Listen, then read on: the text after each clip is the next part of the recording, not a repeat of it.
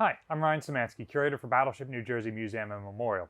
And today, we're on board Battleship Texas to show off one of the spaces that they're restoring. This is CIC, the Combat Information Center, which is on the aft part of the forward superstructure, roughly on the same level as the conning tower. So if you're looking at your picture of the ship, you've got turret 2 superimposed over turret 1 and then the conning tower behind that. And then a little behind that, underneath the tripod mast, is this box here, which became the Combat Information Center, where all of the radars and other things like that were installed.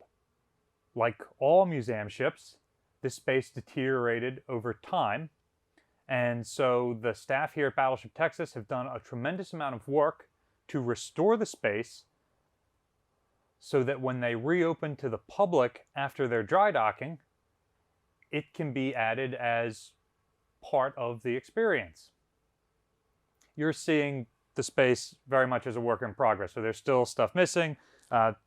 Fragile equipment is still covered up, and this is pretty much how the contractors left after the lead paint abatement and putting down the fresh coats of paint. So, lead abatement is something that many of us museum ships have to deal with. The Iowas are comparatively fortunate in that a lot of our old lead paint, and lead was a very prevalent building material used all over the place, but especially by the Navy for much of New Jersey's career.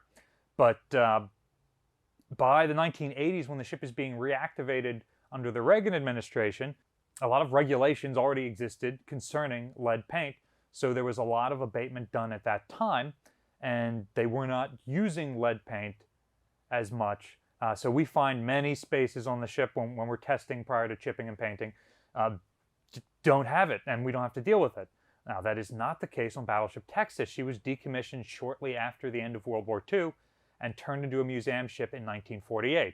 So every space you go on, there's a pretty strong chance that they used lead paint in it. And if it's not the top coat, there's a strong chance it's the primer underneath. So, the Battleship Texas Foundation folks don't mess around with any of that. When they find lead paint in a space like this, they pay to have contractors come in who are specifically trained on how to deal with it. So a space this size will typically cost somewhere between $10,000 and $15,000 in remediation. It means that you've got to create a negative vacuum in this space. Everybody's wearing Tyvek suits and respirators, and they'll either mechanically clean the paint off or they'll use a paint stripper to get it off and then bag it up and dispose of it properly. So you are now seeing this space with a modern coat of that what was ubiquitous during World War II, that institutional green color. So this space is one step closer to being shown to the public. Now, I'm not at liberty to tell you too many of Battleship Texas's plans for this space, but they're looking at turning this into a more immersive experience than you get generically walking through the ship. So I'm very excited to come back in 2 years when they're out of dry dock and open to the public again and see what they've done with the room. So something that interests me about this space, on Battleship New Jersey, our CIC is down in the armored part of the ship. Now, original designs for the ship didn't call for that, but by the time she was constructed, it was included. So it's down in the armored citadel where it's fully protected.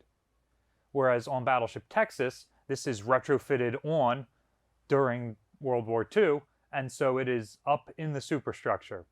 Texas was one of the earliest American warships to get radar.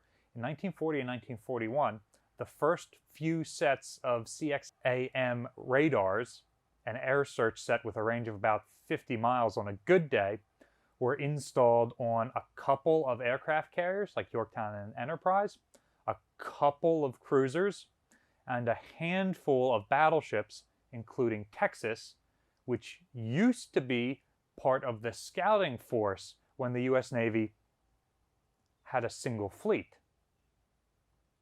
Now, this no longer becomes the case and the older battleships instead are used to form the core of the Atlantic Fleet when the bulk of the battle force is sent to the Pacific Fleet. However, Texas is one of those earliest ships to get radar, and so you need a space where that radar receiver is. So this is this entire box here, this space, was added to the ship in 1943 as part of a refit when they're deciding, you know, we can't just have the air search radar sending its receiver over here and surface search over here and the height finder. So it's all now in this one room, which again, because everything in the hall in the Armored Citadel is already being used for something, and you're adding more and more anti-aircraft guns, so you need more and more magazines down there, they ended up just having to put the prefab box up here in the superstructure instead, which is easier to run all of these radar waveguides to anyway, rather than finding some way to get it down into the armored part of the ship. So Battleship Texas has already done a much longer and more in-depth video on their CIC, and there's a link to it right down here in the description. So if you want to find out more about this room, check their video out. What are some other spaces you would like to see restored and open when Battleship Texas reopens to the public? Let us know in the comment section down below. Are those spaces open on New Jersey, or would you like to see us do restoration work in them too? Be sure to let us know. Battleship New Jersey receives operating support from the New Jersey Department of State and also from a number of other businesses and private individuals like yourselves. Texas is about to go through a major dry docking period, and if you'd like to support the restoration work done in the yard and then subsequent work like this to open up more of the ship afterwards, there's a link in the description below so you can donate to them. You can support Battleship New Jersey by liking, sharing, and subscribing so more people find out about our videos and the stuff our museum does. Thanks for watching.